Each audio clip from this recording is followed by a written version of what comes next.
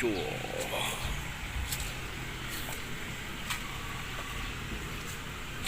yan.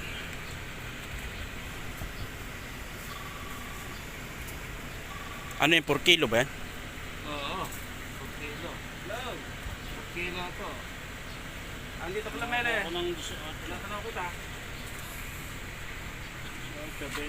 Sa Oh.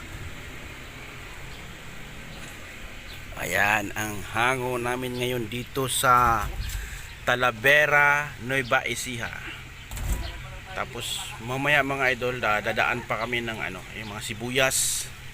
Sako-sako sibuyas dito mamaya. Makikita nyo, papakita ko rin sa inyo yung kung ano yung hahanguin namin mamaya, sibuyas at saka mais. Ayan.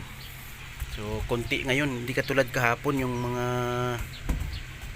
pakwan, napakarami kahapon.